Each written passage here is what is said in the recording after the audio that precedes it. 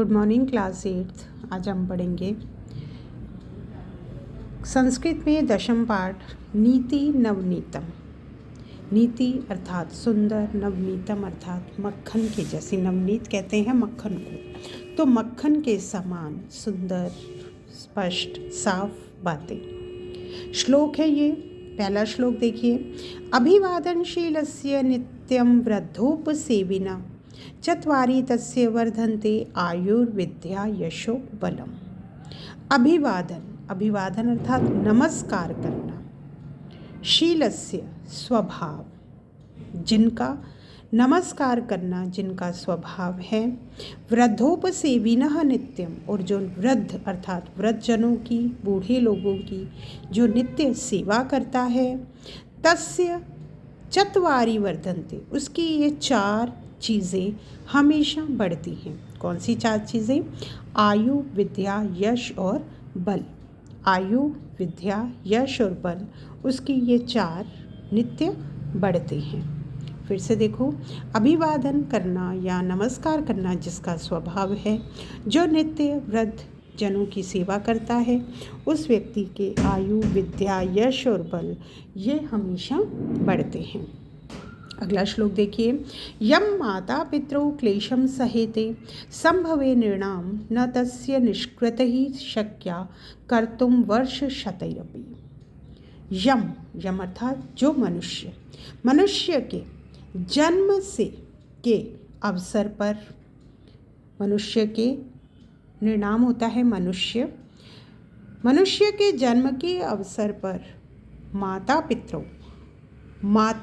पिता क्लेशम यम सहते, जिस क्लेश को, जिस कष्ट को सहन करते हैं। तस्य निष्कृति, उसका जो बदला है वो वर्ष शतैरपि, सैकड़ों वर्षों तक कार्य करके भी हम चुका नहीं सकते। मनुष्य के जन्म के अवसर पर माता पिता जिस कष्ट को सहन करते हैं, उसका बदला हम हजारों या सैकड़ों वर्षों तक कार्य करके भी हम उसका बदला चुका नहीं सकते। अगला देखिए।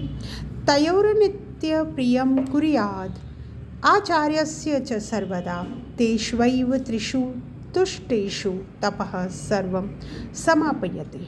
अर्थात तयोम नित्यम प्रियम, उन दोनों का अर्थात तयो, उन दोनों अर्थात माता और पिता का, नित्यम हमेशा, प्रिय करना चाहिए। आचार्य च सर्वदा, और आचार्यों का सर्वदा हमेशा प्रिय करना चाहिए।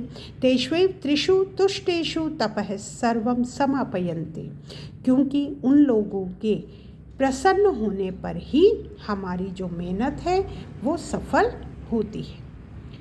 आगे श्लोक नंबर 4 देखिए। सर्वं परवशं दुखम सर्वं आत्वशं सुखम एताद्वी अध्यात् समासेन लक्ष्यम सुख दुख है। अब सुख और दुख के लक्षण क्या है? सर्वम परवशम दुखम, सब दूसरों के वश में रहना। परवशम अर्थात दूसरों के वश में रहना। सर्वम दुखम, सब प्रकार का ये दुख है। सर्वम आत्वशम सुखम, और अपने वश में, अपने अधीन रहकर सब प्रकार का सुख है। इस प्रकार यह सुख दुख का लक्षण है, इसे संक्षेप में जान लेना चाहिए। आगे देखिए। यत कर्म कुर्वतो अस्य सयात् परितोषो अंतर आत्मनः तत्प्रयत्नेन कुर्वीत विपरीतम तु वर्जयेत। जो काम करते हुए अंतरात्मा को खुशी होती है, हमें वह कार्य प्रयत्नपूर्वक करना चाहिए। इसके विपरीत कार्य को हमें छोड़ देना चाहिए। दृष्टिपूतं न्यसेत् पादं, वस्त्रपूतं जलं पिबेत्, सत्यपूतां वदेत् द्वावचम, मनःपूतं समाचरेत्। अर्थात दृष्टिपूतम, दृष्टि को शुद्ध करके आगे पैर बढ़ाएं, और वस्त्र से पवित्र किए गए हमें जलम पिबे, जल को पीना चाहिए। पूताम वदेव वचनम, और सत्य से पवित्र हमें वाणी बोलनी चाहिए। और पूतम समाचरित, और मन से, मन है पूतम समाचार, मन से पवित्र हुआ हमें आचरण करना चाहिए। ठीक है, तो ये आपको समझ आ गया। इसका हिंदी अनुवाद आप अपनी कॉपी में लिख लीजिएगा। ठीक है, थैंक यू।